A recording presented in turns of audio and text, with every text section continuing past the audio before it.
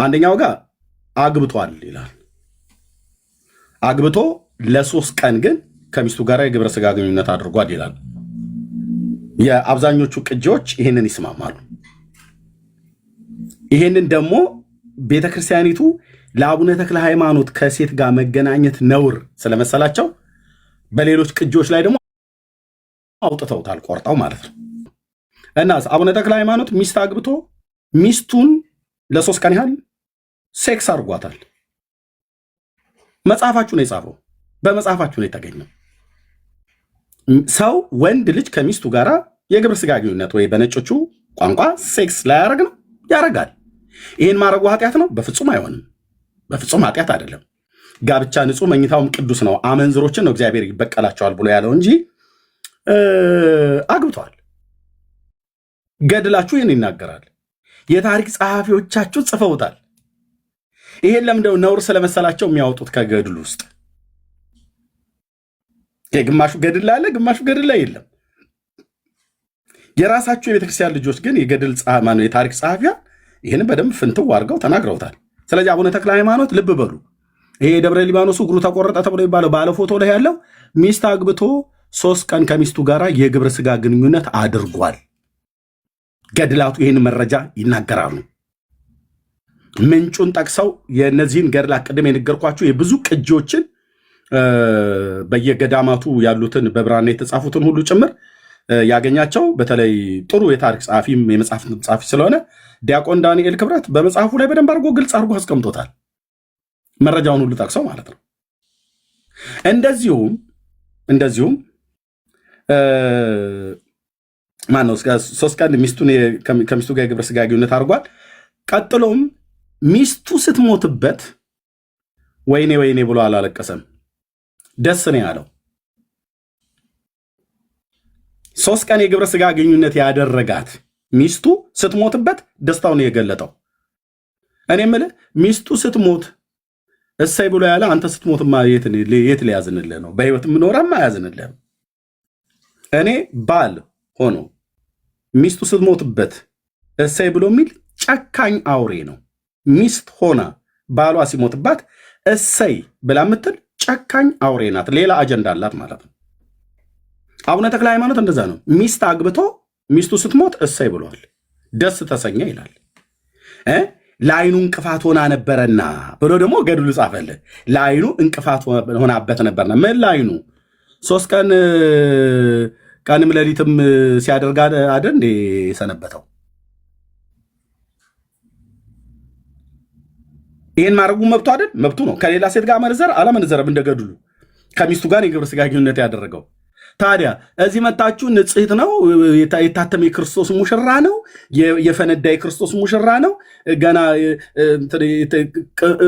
እምቡጥ ቀንበጥ የሆነ የክርስቶስ ሙሽራ ነው እያላችሁ እኛ ላይ ተረታችሁን ልትታቱ ስትፈልጉ ይሄ በጣም አስቂ ነው፣ በጣም አስቂ ነው። እሺ የእግሩ ጉዳይ ተክለ ሃይማኖት እግሩ ተቆረጠ ተብሎ የተባለው እስከዛሬ ድረስ በኢትዮጵያ ምድር ምንድን ነው የተነገረው? እግሩ የተቆረጠበት ምክንያት ብለው ያሉን ስለ ኢትዮጵያ ስለኛ ሲጸልዩ ነው። ያሳዩን እስቲ፣ ስለኛ ሲጸልዩ ነው እግራቸው የተቆረጠው ብሎ የሚለውን እሱን ክፍል ያሳዩን። አንድ ሁለተኛ እግሩን የቆረጠው ግለሰብ በአሰቃቂ ሁኔታ ገድለውታል። አቡነ ተክለ ሃይማኖት እግሩ እንዴት እንደተቆረጠ ታሪኩን በመረጃ አስደግፎ በመጽሐፍ በተለይ ስለኛ ሲጸልይ ነው እግሩ የተቆረጠው ብላችሁ የምትሉ ኦርቶዶክሳውያን የቱ ጋር ነው እንደዛ የሚል ጽሑፍ ያነበባችሁት? በመሰዊያው ስር ቀብረውታልና የሚባለውን ነገር መረጃው አለ ወንድምነት? ምኑ ስር? በመሰዊያ ስር ቀብረውት በታቦት ስር ማለት ነው። በመሰዊያ ስር ቀብረውት ተአምር ያደርግ ነበረ ምናምን እንደዚህ አይነት ኢንፎርሜሽን እግሩ አጽሙ ታምር ያደርግ ነበር። በ57 ዓመቱ ከተቀበረበት ሲወጣ የ3 ቀን መንገድ ያህል ሽቱ እየሸተተ የ3 ቀን መንገድ ያህል ማለት ነው። የ3 ቀን መንገድ ብለን እንደው ባለፈው እኮ አሰላ ነው ከአዲስ አበባ መቀሌ አሰላ ነው። የ3 ቀን መንገድ ማለት ነው። ሰው በረታው ብሎ ካለ በ3 ቀን ውስጥ ወይ ጎንደር ወይ መቀሌ ማለት ነው። የወሎ ክፍለ ሀገር መጨረሻው የትግራይ መጀመሪያ ድንበር ድረስ የ3 ቀን መንገድ በቃ ደሴ ድረስ ወይ ደሴ ወይ ኮምቦልቻ ድረስ ማለት ነው። የ3 ቀን መንገድ ብለን እንበል። የተክለ ሃይማኖት መቃብሩ ተከፍቶ አጽሙ ሲወጣ የ3 ቀን መንገድ ያህል ሽቱ ይሸት ነበር ይላል። እና ከዚህም የተነሳ የዕውራን ዓይን ይበራ ነበር፣ አንካሶች ይዘሉ ነበር፣ ሽባዎች ይተረተሩ ነበር ብሎ በቃ ግነት አልኳችሁ። ግነት የሌለ ማጋነን። አንተ በምን ተቆረጡ ነው የምትለው? ባለፈው በጦርነቱ ባለ ሃይማኖቶቹ እናንተ ያላችሁ እኔ ለምን መልሳለሁ? የእናንተ ነው የተቆረጡበትን ያነበብኩትን ገጽ እግራቸው 7 ዓመት በአንድ እግራቸው ቆመው ሲጸልዩ ከዛ በኋላ እንደተቆረጠ ነው እግራቸው የሚናገረው በገድላቸው ላይ ማለት ነው። ምንጭ 19ኛው ገጽ ላይ አለ። 19ኛው ገድል ላይ 19ኛው ገጽ ላይ ምዕራፍ ነው ወይስ 19ኛው ገጽ? ኖ ገጽ ላይ እሺ።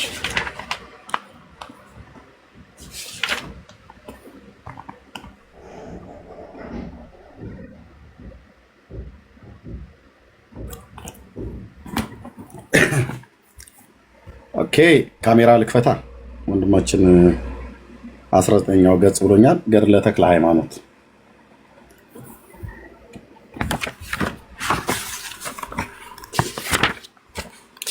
2 6 8 12 16 18 19 ያው ገጽ 19 ነው አይደል ያልከው? ወይስ ምዕራፍ 19 ነው?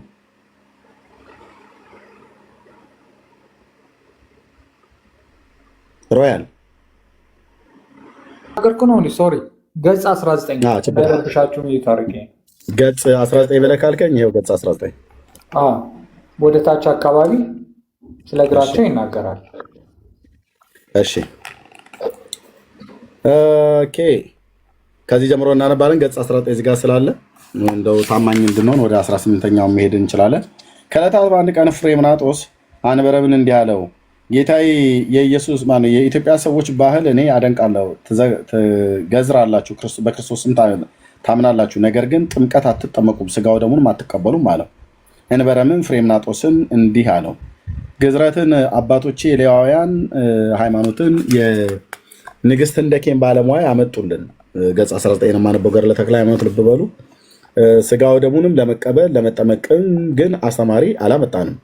ስለዚህ አንተ ከሊቀ ጳጳሱ ዘንድ ሂድና ከእነርሱም ስልጣን ተቀብለ መጥተህ መምህር ይሁንህ አለው። ፍሬምናጦስም እሺ ጌታዬ እንዳዘዝከኝ አደርጋለሁ አለው። አንበረምም ለፍሬምናጦስ ስንቅ ይሁንህ ብሎ ብዙ ወርቅና ብር ሰጠው። ፍሬምናጦስም ወደ ኢየሩሳሌም ሄዶ ሊቀ ጳጳሱን አባ አትናቴዎስ ዘንድ እንደደረሰ የኢትዮጵያ ባህል ሁሉ ነገረውና ሊቀ ጳጳሱም ይህንን ሰምቶ እጅግ ደስ አለው። ስሙንም ሰላማ ብሎ በመላው ኢትዮጵያ ጳጳስ አድርጎ ሾመው። ይኸውም ሰላማ ማለት ሰውን ከእግዚአብሔር ጋር የሚያስታርቅ ማለት ነው። በፍቅር ተቀበለው፣ በፍቅርም ሸኙት። ከዚህም በኋላ አባ ሰላማ ተመልሶ ወደ ኢትዮጵያ መጣ። ይኸውም ጌታችን ኢየሱስ ክርስቶስ ካረገ ከ365 ዓመተ ምህረት አብርሃና ዋጽዋ በነገሱበት ዘመን ነው። አባ ሰላማም አስቀድሞ ከአንበረም ዘንድ እንደደረሰ አጥምቆ ዲቁና ሾመው ይላል። የለም ተክለ ሃይማኖት እዚህ ጋር ስለ ፍሬምናጦስ ስለ አቡነ ሰላማ ነው።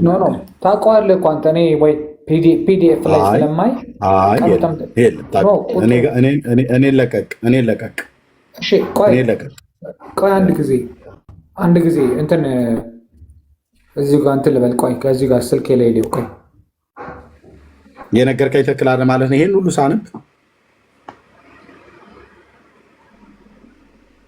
ቁጥር ማለት ገጽ ሳይሆን ቁጥሩ 19 ነው። አይገርምም? ኖርማሊ እንትኑን ረስቼዋለሁ። ከላይ ያለውን አላየሁት። 19 የትኛው ምዕራፍ ላይ የትኛው ምዕራፍ የትኛው ገጽ ላይ እኮ ቁጥሩ 19 ነው። ግን እንትኑን ከላይ ሳለ ያውቀረው አየ ፒዲኤፍ ላይ ከላይ አለፈኝ ሳነበው በአንድ ገጽ እዛ ክፍል ላይ ምንድን ብሎ የሚለው ሲጸልይ ነው ብሎ የሚለው አይደል? ታውቀዋለህ እኮ አንተ። ምንም ድክ መሆኔን ካወቅከው እስኪ ቦታውን ክፈተው። አንተ ታውቀዋለህ መቼ እሺ ሲጸልይ ነው ብሎ ያለው የሚያሳይ ነው። ቁጥር 19 ብሎ ስላለ አሳዘነኝ ሮያል። ስለዚህ ልተባበሩ ገጽ 420 ላይ መቅደመ ተአምረ ፍልሰቱ ነው ብሎ የሚለው እሱ ክፍል ላይ ቁጥር 19 ላይ እንደዚህ ይላል። ጌታዬ ሆይ በዋዘኞች በፌዘኞች ወንበር ያልተቀመጥህ አንተ ብፁዕ ነህ።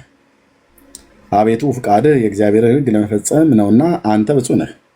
አቤቱ ጌታዬ ሆይ አንዲቷ እግርህ እስክትሰበር ድረስ በመዓልትና በሌሊት ቁመህ የእግዚአብሔርን ሕግ የምታነብ አንተ ብፁዕ ነህ። አቤቱ ጌታዬ ሆይ አንዲቱ እግርህ ከተሰበረችም በኋላ ከ7 ዓመታት ያህል በአንድ እግርህ ቁመህ በመዓልትና በሌሊት የእግዚአብሔርን ሕግ ስታነብ የኖርህ አንተ ብፁዕ ነህ አለ ይላል። የት አለ 7 ዓመት ስትጸልይ ነው እግርህ የተቆረጠ ብሎ የሚል ያለ?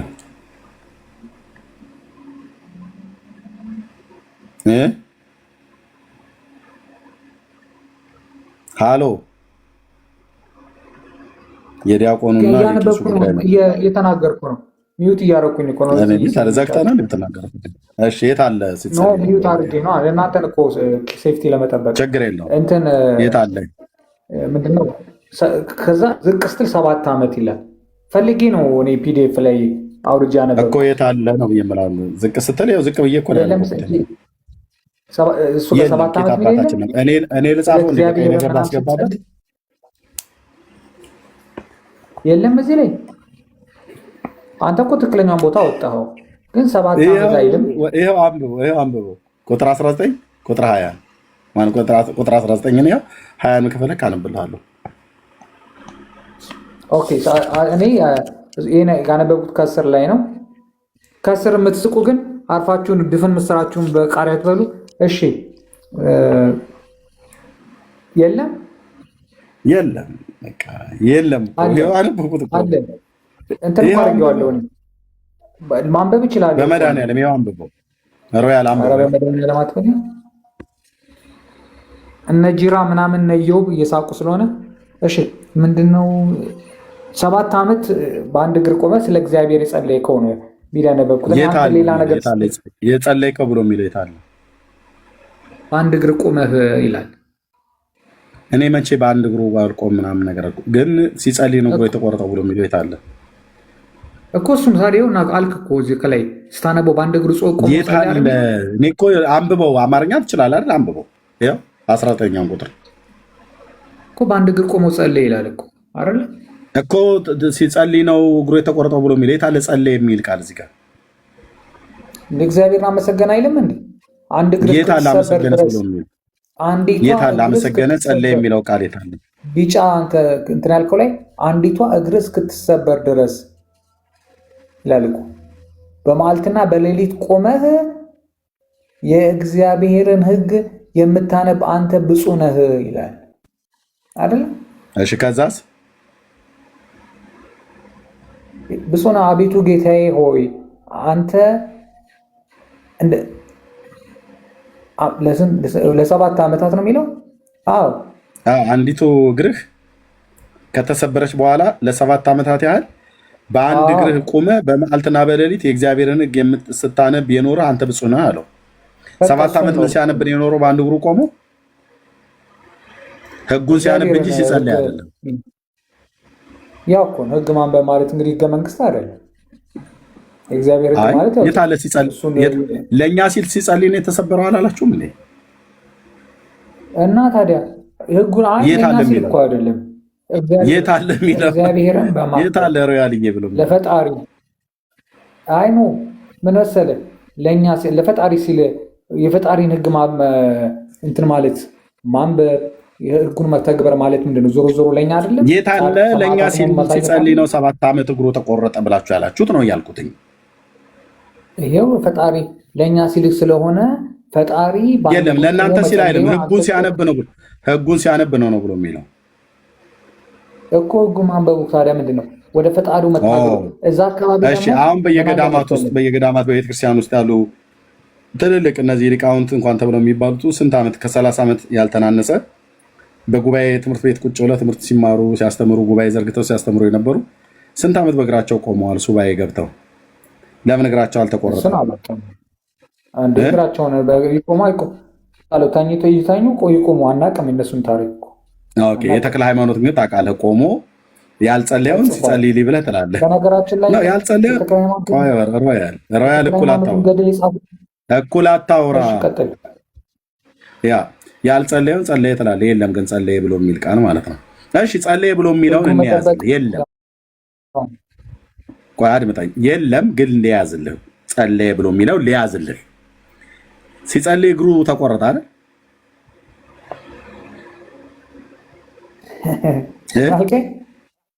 ሲጸልይ እግሩ ተቆረጠ አይደል? ኖ ተወሱን። ሲጸልይ እግሩ ተቆረጠ አይደል? ሲጸልይ እግሩ ተቆረጠ አይደል? ኖ አንድ እግሩ በረጅም ጊዜ በአንድ እግሩ ቆሞ የፈጣሪ ንግ ሲያነብ እግሩ ተቆረጠ ነው የሚለው፣ ተሰበረ። ሲጸልይ የሚል የት አለ ታዲያ? ያው እኮ ነው ህግ ማንበብ ማለት ነው። የፈጣሪ ንግ የምታነበው አንተ ፓርላማ ለመግባት አይደለም እንጂ። እሺ ቴንክ ዩ። ስለዚህ ሲጸልይ የሚል የለም። እኔ እኮ ሲጸልይ የሚል የለም አታመጣም፣ ካለም አምጣ ብያልኩ የለም አታውቀውም። ኦኬ እሺ። ሲቆረጥ እግሩ ሲቆረጥ ደም ይፈሳል አይፈስም? አናውቅም። እሱ ሰው ሰውነቱ እግሩ ሲቆረጥ፣ አንገቱ ሲቆረጥ፣ እጁ ሲቆረጥ ደሙ ይፈሳል አይፈስም እኮ? እሱን አናውቅማ። እዛ ላይ አልተገለጸም። ለምን ደሞ አታውቀው? እግሩ ሲቆረጥ ሰው ምኑ ነው የሚፈሳው? አጥንቱ ሲሰበር እግሩ ሲቆረጥ ስጋው ሲቆረጥ ደሙ ይፈሳል አይፈስም? ሽምጠጣ እዩ፣ ሽምጠጣ እንዴት እንደሚክዱ እዩ ወገኖች። እሺ ጸሎት የሚል የለም። ስለኛ ሲጸልይ ብሎ የሚል የለም። እናንተ ናቸው ያወራችሁት። እግሩ ሲቆረጥ ደሙ ይፈሳል አይፈስም? እሺ ደሙ ቢፈስ ምን ይሆናል? አይ ቢፈስ አይደለም ይፈሳል አይፈስም ነው ያልኩት። እሺ ፈሰሰን በል። እሺ አይ እንበል አይደለም። በቃ አታውቀውም። ካላወቀው በቃ ሚዩት አድርገው። ሮያል ገብቷል። ማን ነው?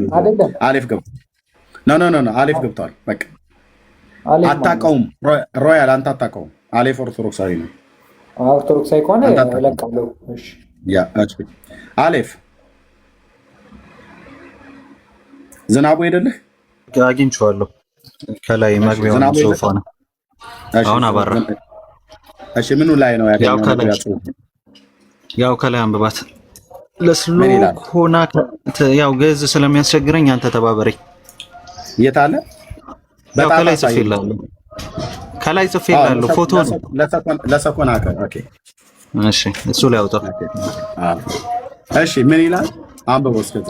ያው ተክለ ሃይማኖት ወይ በቁመት ብዛት እግርን በመሰበሩ በደም ስለተነከረ ተረከዝ ሰላም እላለሁ አለ። ያው ደምቷል። በምንድነው? በደም ለተነከረ ተረከዝ። በምንድነው እግሩ የተሰበረው? ጸሎት ሲያረግ ያው ደም መፍሰሱን አሳይቻለሁ። የት አለ ጸሎት? ያው ምልክት አድርጌበታለሁ በቀስት። ጸሎት ብሎ የሚለው የት አለ ነው ያልኩት። እንዴ ይሄ ክፍልና ቅድም ያወጣሁት ላውጣልህ። ቅድሙንም አንዴ ወዳጅ የፈለከውን አውጣ፣ ግን የምታመጣልኝ ጸሎት ብሎ የሚለው የት አለ ነው። ያው ሕገ እግዚአብሔር ማንበብ ማለት ጸሎት ነው። ይሄ ክፍልና ያኛው መልካ የተገናኘ ነው። ያው ቅድምም አንተም ለሮያል አውጥተህ ስታነብ የነበረው ያው ከመልኩ ጋር ተመሳሳይ ነው። በደም ለተነከረ ተረከዝ።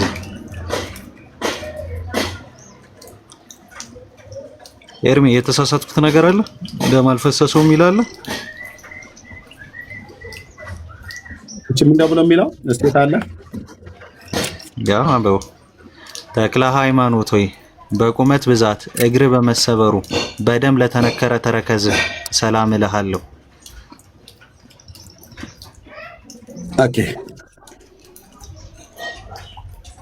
እሺ ልብ በሉ። በጸሎት አይልም።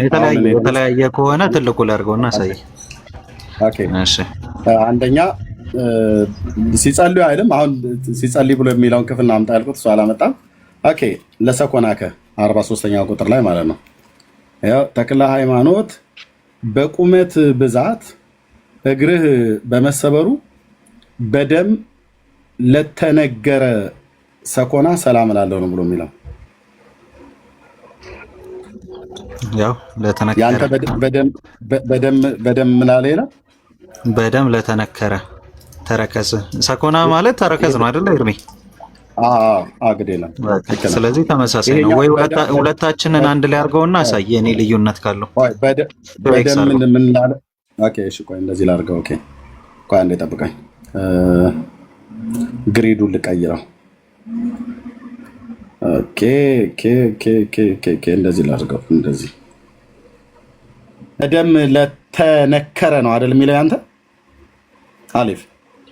የኔ ቤተክርስቲያኑ ለተነከረ ነው የሚለው። ይሄ ታዲያ ማን ነው እሱ? በደም ምን ላለ ይላል። ይሄ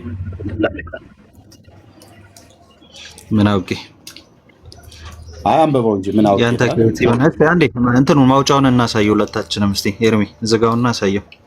ያንተ ለተነገረ ይላል፣ ለኔ ለተነገረ ይላል። ይሄ ምን ይላል ነው ያልኩህ። ለምን ተግባቡት እንዴት ያቅታል?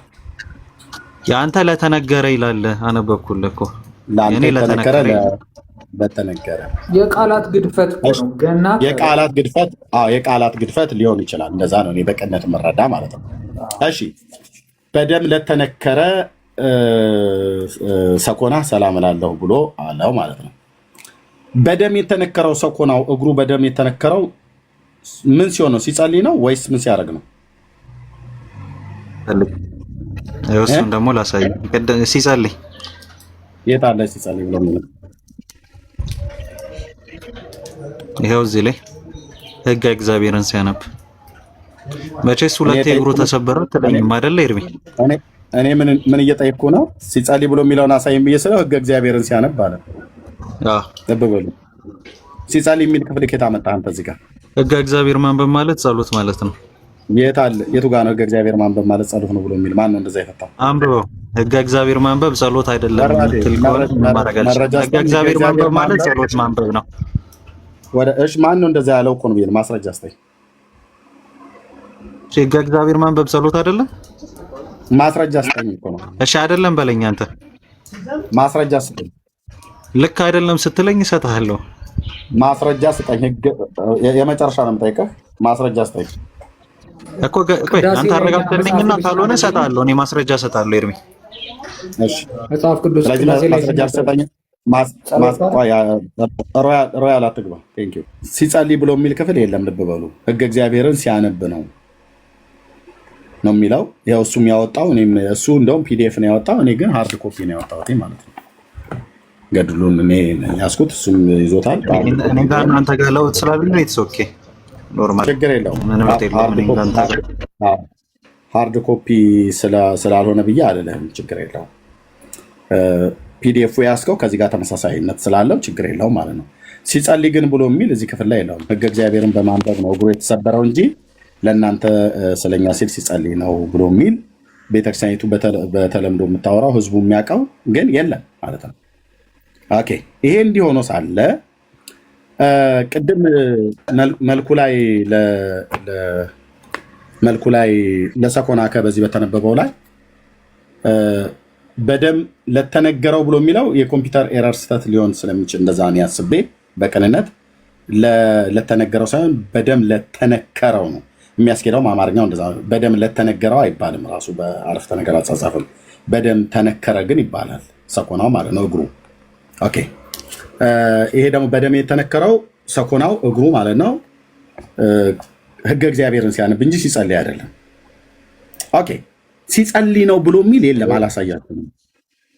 ቆይ አንዴ አሌፍ ሲጸልይ ነው ብሎ የሚል ሲጸልይ ነው ብሎ የሚል አላሳያችሁንም። ችግር የለውም። ሲጸልይ ነው ብለን እንያዝላችሁ። ሲጸልይ ነው አይደል እግሩ የተቆረጠው? አዎ አንተ እንዳልከው ሳይሆን ለምን ተቆረጠ የሚል ጥያቄ ነው የጠየቀው። ይኸው ለምን እንደተቆረጠ ማስረጃ አሳይቻለሁ። ኦኬ ልጨርስ። ለምን ተቆረጠ የሚል ጥያቄ ነው የጠየቀው። እሱን አሳይቻለሁ። ልጨርስ ብራዘር። ስለዚህ ሲጸልይ እግሩ ተቆረጠ። ሲጸልይ የሚል ቃል የለም። ልብ በሉ። ሲጸልይ የሚል ቃል የለም። ሕገ እግዚአብሔርን ሲያነብ ነው እግሩ ተቆረጠ ብሎ የሚለው። በሚጸልይበት ሰዓት ላይ ነው እግሩ ሲቆረጥ ደሙ የፈሰሰው አይደል? በደም ለተነከረው ሰኮና ብሎ ያለው ሲጸልይ እግሩ ተቆረጠ፣ በደም ተነከረ። እሱን ደም ደምቶ ነበር አልከኝ። እሱን ያሳየው ለጠየቀኝ ጥያቄ። ስለዚህ አቡነ ተክለ ሃይማኖት አንዴ ነው እግሩ የተቆረጠው፣ አንዴ ነው ደሙ የፈሰሰው ማለት ነው አይደል? እኔ እስከማውቀው አንዴ ነው። ሁለቴ እግሩ ሊቆረጥ ይችላል። ሊቆረጥ ይችላል። እኔ እስከማውቀው ግን አንዴ ነው የአንድ ሰው እግር ሁለቴ ሊቆረጥ ይችላል። ሁለት እግር ስላለው በድጋሚ እኔ እስከማውቀው ግን አንድ እግራቸው ነው የተቆረጠው። እኔ እስከማውቀው አንድ እግራቸው ነው የተቆረጠው። የአቡነ ተክለ ሃይማኖት እግሩ ስንት ጊዜ ነው የተቆረጠው? አንዴ ያልኩኝ ኤርሚ፣ አንዴ ያልኩኝ አንዴ። እሺ የአቡነ ተክለ ሃይማኖት እግሩ አንዴ ሲቆረጥ አንዴ ደሙ ፈሷል። ቤተክርስቲያኒቱ ግን እግሩ በድጋሚ በተቆረጠ ጊዜ ደሙ ፈሷል ብላ ትላለች። ስዕሉ ሲቆረጥ ደሙ ፈሷል ብላ ትላለች። ቶሎ የሚለው መጽሐፍ ስጠኝና ደግሞ እሱን አንብበን እናወራበታለን። ኦኬ ቴንክ ዩ። እስቲ ያሳየን። በድጋሚ እየሰማችሁ እኔ እስከማውቀው ድረስ ነው እያልኩኝ ያለው ኤርሚ፣ በገድሉ መሰረት ችግር የለውም።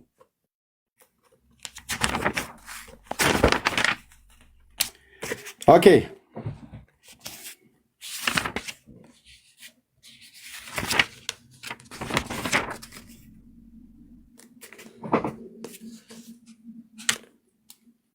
ኦኬ በዚህ ክፍል ላይ ታምር 2 ገጽ 328 ታምር 2 ላይ ይታያል።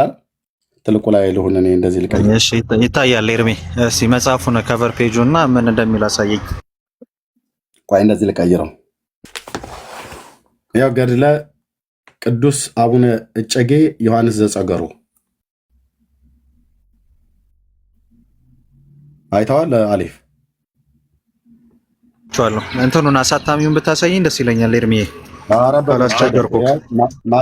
ማህተም ሙሉ አለበት። ይኸው በኢትዮጵያ ኦርቶዶክስ ተዋሕዶ ቤተክርስቲያን በሰሜን ሸዋ አህጉረ ስብከት በቀውት ወረዳ የጠገሮ አቡነ እጨጌ ዮሐንስ ቤተክርስቲያን ህንፃ አሰሪ ንዑስ ኮሚቴ ጽሕፈት ቤት የገዳሙ ማለት ነው። እሺ 2000 ስንት ይላል ኤርሚ? 2011። እሺ ቀጥል።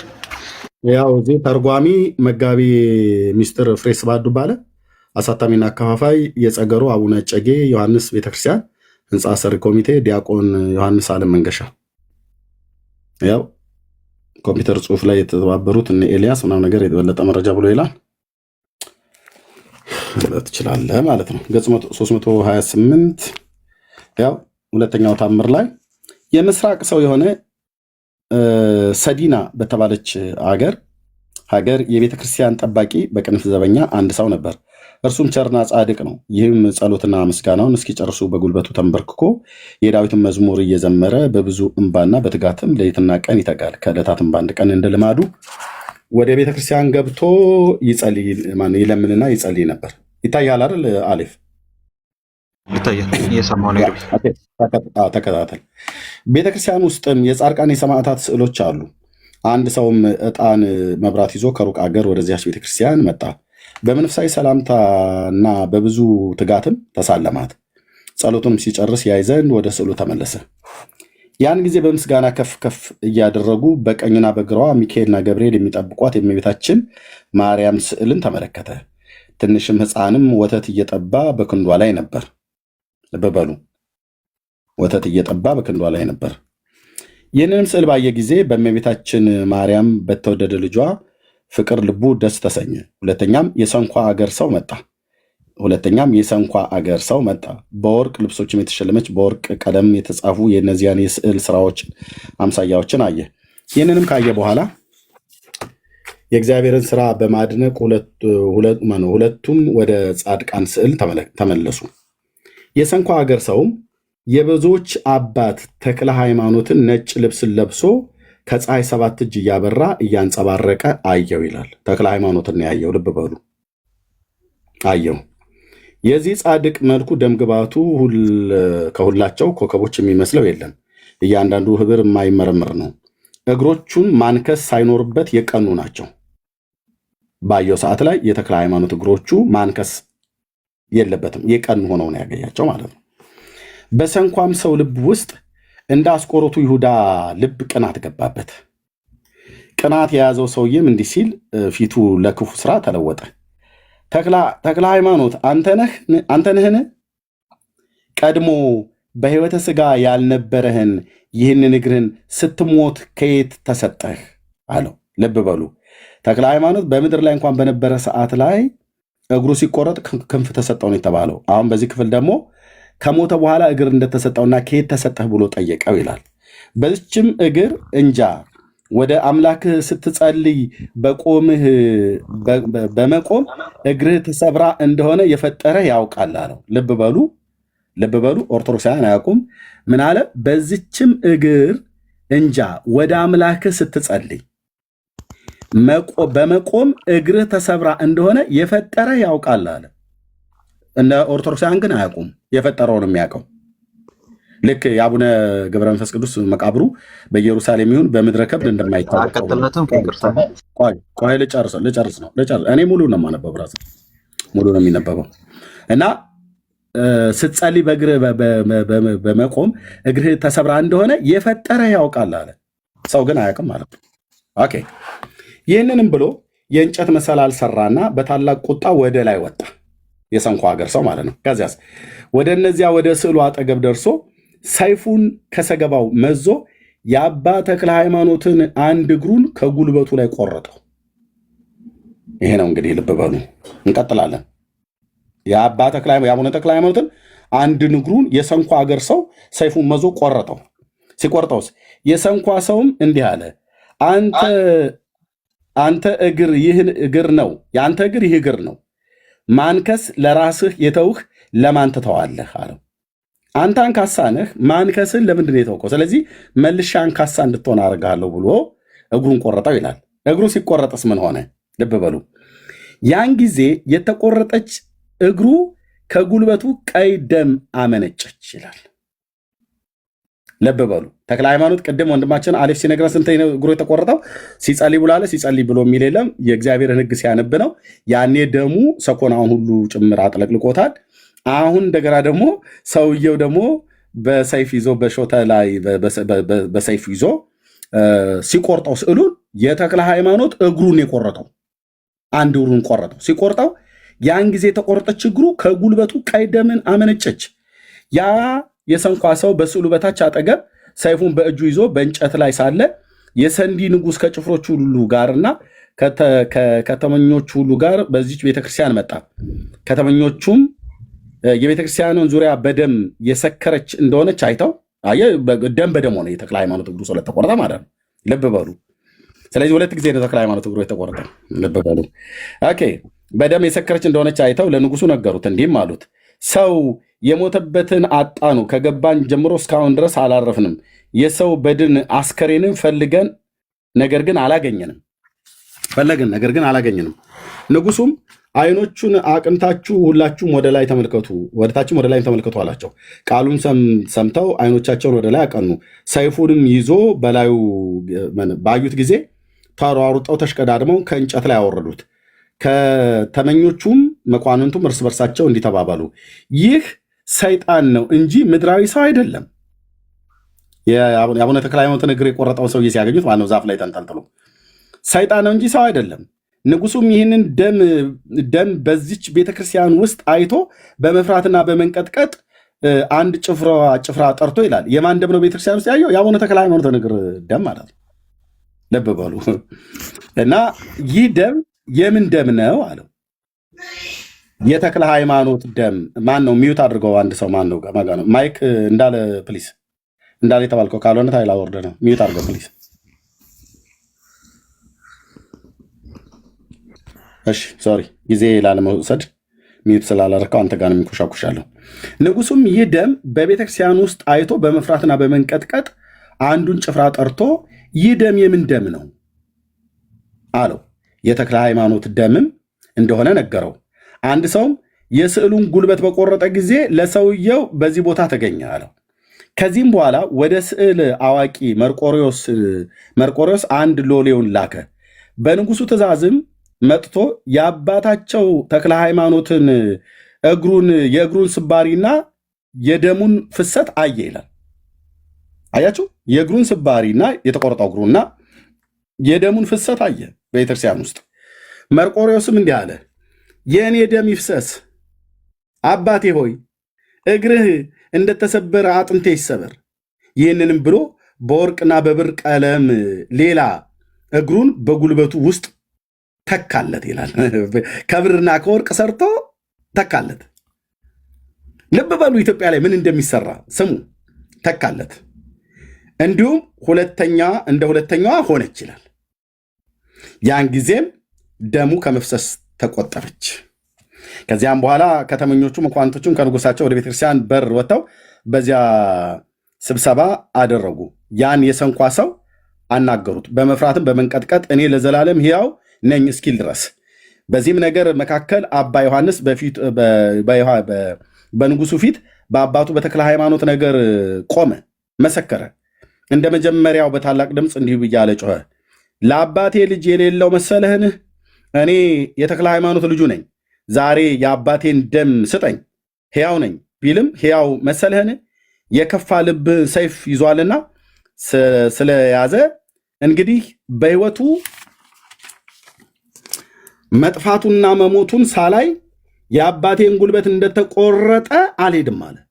ይሄ ዮሐንስ ዘጸገሮ የሚባለው ሰውዬ ነው። ለተክለ ሃይማኖት ልጅ የሌለው ይመስልሃል?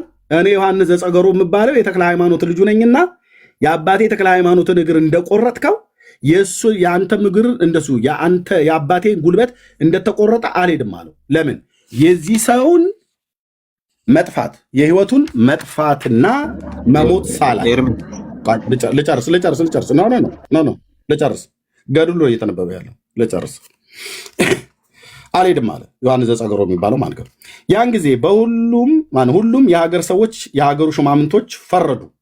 የንጉሱም ጭፍራዎች በአንድ ቃል እርስ በርሳቸው እንዲህ ተባባሉ፣ መጽሐፍ በሰይፍ የገደለ በሰይፍ ይሙት እንዳለ የዚህን ሰው ነገር እውነት ነው ብለው ፈረዱ። አየህ። ከዚህም በኋላ ከንጉሱ ፊት አቅርበው ጭፍሮቹ እንደ አባታችን ተክለ ሃይማኖት ቆረጡት ይላል። አየህ።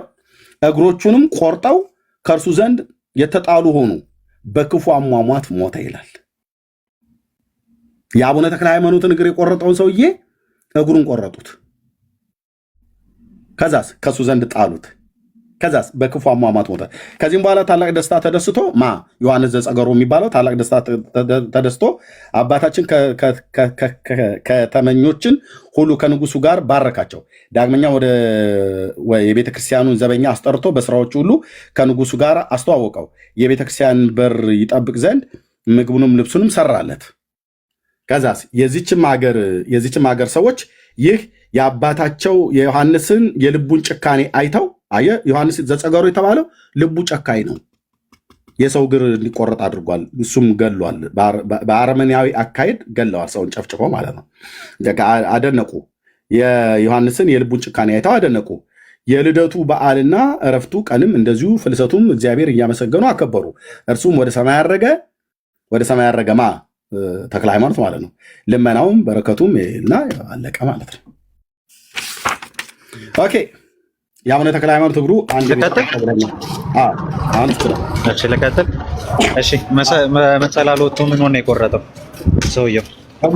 እግሩ እኮ የምኑ ነገር ተክለ ሃይማኖትን በአካል አግኝቷቸው ወይስ ስዕሉን? በአካል አግኝቷቸው ወይስ ስዕሉን? አንዴ እሷን ቦታ ደግመው ይኸው ወደዚያም ወደ ስዕሉ አጠገብ ደርሶ ሰይፉን ከሰገባው መዞ የአባ ተክለ ሃይማኖትን እግሩን ከጉልበቱ ቆረጠው ይላል። እግሩን የቆረጠው እግሩን ስለቆረጠው ነገር ወደ ስዕሉ ጠጋ ብሎ ነው የቆረጠው። የስዕሉ ነገር ነው የቆረጠው። እሺ ኤርሚ፣ አንድ ጥያቄ ልጠይቅ። እኔ አንብቤ ለምን ጠይቀኛል? አንተን ነው እንጂ የምጠይቅህ። መጽሐፍቶችን አነበብኩልህ። እግሩን ስለቆረጠው ያን ጊዜ የተቆረጠች እግሩ ከጉልበቱ ቀይ ደም አመነጨች ይላል እና ደም በደም ሆነ፣ ቤተክርስቲያን ሁሉ ደም ፈሰሰ ይላል። እኔ የምጠይቅህ ቅድም አቡነ ተክለ ሃይማኖት 7 ዓመት ሲጸልይ ያልክ የለም ሲጸልይ ብሎ የሚል ታዲያ ሕገ እግዚአብሔርን ሲያነብ ነው እግሩ የተቆረጠው ብላልከኝ። ሲቆረጥ ደሙ ፈሰሰ ወይ ብዬ ስለ አዎ ብለኸኛል። ሁለተኛ እግሩ ተቆርጦ ያፈሳሉ ይቤ ስለ ኖ አንዴ ነው አቡነ ተክለ ሃይማኖት እግሩ የተቆረጠው አልከኝ። ታዲያ እዚህ ጋር አንዴ ከተቆረጠ እኔ እስከማቅ ነው ያልኩት። እሷን እየጨመርክባት እኔ እስከማቅ ነው ያልኩት። አይ ይኸው አሁን ሁለተኛ አንተ እስከምታቅም ሀሳቤን ልቀጥል። እሺ ኤርሚ፣ ሀሳቤን ላውራ። ጥያቄ እየጠየቅኩ ነው። እሺ ጠይቀኝ። እሺ እዚህ ጋር የአቡነ ተክለ ሃይማኖት እግሩ ተቆረጠ አይደለ? ስዕሉ ላይ ያለው ተቆርጧል። ስዕሉ ላይ ተአምር ነው እያነበብክ ያለው አይደለ ኤርሚ? ተአምር ነው እያነበብክ ያለው። እሺ ወዳጄ ስዕሉ ላይ ነው የተቆረጠው አይደል?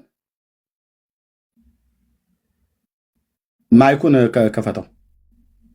ስዕል ነው በመሰላል ወጥቶ ስዕሉ አጠገብ ከደረሰ በኋላ ነው የሚለው።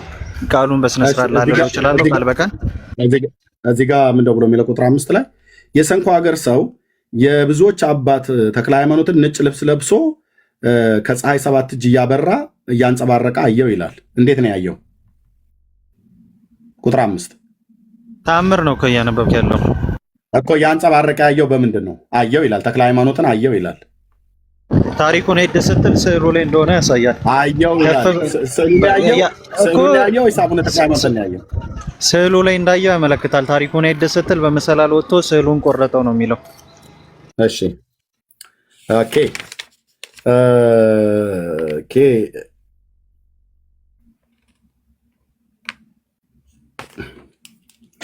የልደቱ በዓልና የእረፍቱን ቀን እንደዚሁም ፍልሰቱ የእግዚአብሔርን እያመሰገነ አከበሩት ይላል።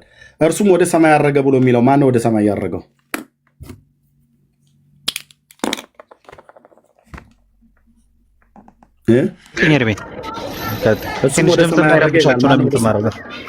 ችግር የለም። እሱ ወደ ሰማይ ያረገ ይላል። ማን ነው ወደ ሰማይ ያረገው?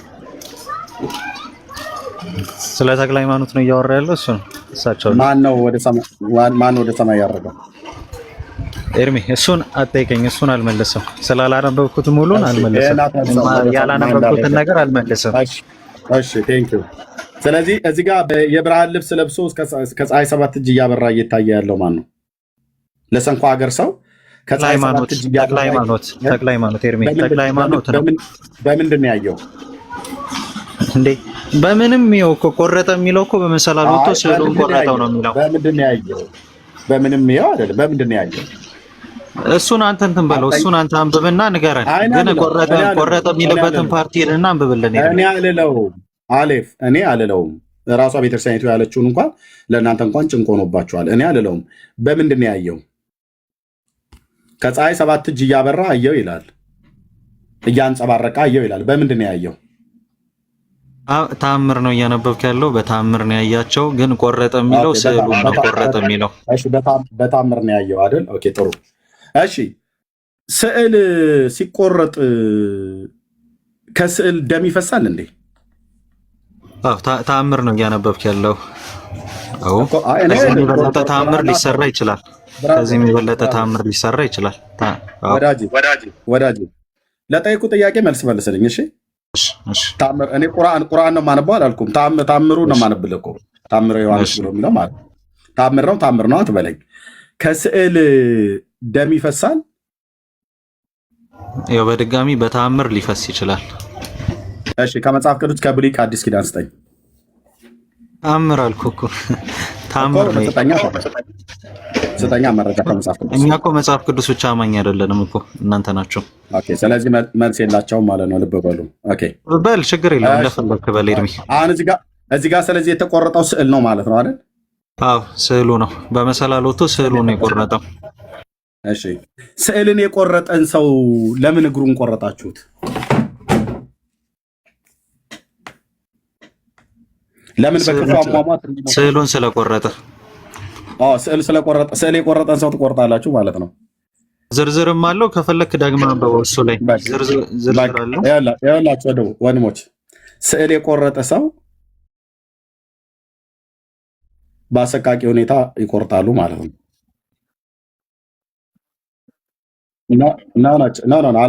አላነብም። ይህንኑም አነበብኩልህ። ጥሩ ፍርደ ገምድል መልስ ሰጥተህናል። እጅግሩ የማይገናኝ ማለት ነው። ምን አለን መጨረሻ ላይ? ስዕል የቆረጠ ሰው እግሩን እንቆርጠዋለን፣ ስዕል የቆረጠ ሰው አንገቱን እንቆርጠዋለን።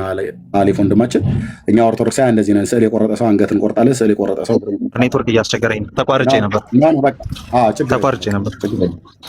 ችግር የለም በቃ ጨርሰናል። ስዕል የቆረጠ ሰው እግር ይቆርጣሉ። ግን ስዕል ደም አለ ወይ ብሎ ሲል አዎ አለ። መረጃ አምጡ። የለንም። ሰውየውን ተክለ ሃይማኖትን በምንድን ነው ያየው? በስዕል አለ። እዚህ ጋር ግን ምን አለ? ከፀሐይ 7 እጅ እያበራ እያንጸባረቀ አየው አለ። ስዕል ደም ይወጣዋል ወይ? አይወጣውም። ኦኬ ልብ በሉ። ስዕሉስ ከሆነ የተቆረጠው ከቆረጠው በኋላ የወርቅ እግር እኮ አደረገለት ይላል አይደል? እዚህ ጋር ይኸው የእኔ ደም ይፍሰስ አለው። ከዛስ አባቴ እግርህ እንደተሰበረ አጥንቴ ይሰበር፣ ይህንንም ብሎ በወርቅና በብር ቀለም ሌላ እግሩን በጉልበት ውስጥ ተካለት ይላል እኮ። የአቡነ ተክለ ሃይማኖት እግሩ ሲቆረጥ በብርና በወርቅ አሰርቶ ተካለት ይላል። ልብ በሉ። አቡነ ተክለ ሃይማኖት መጽሐፍም ህገ መጽሐፍንም ሲያነብ ለኢትዮጵያም ሲጸልይ አይደለም እግሩ የተቆረጠው አይደለም። እርስ በርሱ የሚላተም፣ እርስ በርሱ የሚጣላ፣ እርስ በርሱ የሚጋጭ ታሪክ ይዘው እግሩን የቆረጠው የሰንኮ ሀገር የተባለውን ሰውዬ እግሩን ቆርጠው ጥለውታል። ይህንን ነው ስለኛ ሲጸልይ ብለው ያሉት። እቺ ናት እዚህ ጋር ይታያችኋል። ያው እዚህ ጋር እንደውም እሱን በዚችም እግር እንጃ ወደ አምላክ ወደ እግዚአብሔር ስትጸልይ በመቆም እግር ተሰብራ እንደሆነ የፈጠረ ያውቃል አሉ። የፈጠረ ያውቃል እንጂ ኦርቶዶክሳውያን አያውቁት። ግን እንደ ብለው ያሉት በቃ ስለኛ ሲጸልይ ነው እግሩ የተቆርጠው ነው ብለው ያሉት። ማንም የሚያውቀው የፈጠረው ነው የሚያውቀው። ኦርቶዶክሳውያን ግን አያውቁም፣ መረጃ የላቸውም። አለም ብለው ቢሉ እግሩ የተቆረጠው አንዴ ነው። አንዴ ሲቆረጥ ቆሞም ሲያነብዩን እነሱ እንደሚሉት ሲጸልዩ እግሩ አንዴ ከተቆረጠ ድጋሚ ሰው ስዕሉን በቆረጠ ሰዓት ሁሉ ደሙ መፍሰስ የለበትም ማለት ነው። ደሙ ቤተክርስቲያኑ ሞልቶ እኮ ተንዠቅዥቆ አገኙት ይላል። በምናብ የተፈጠረ ተረት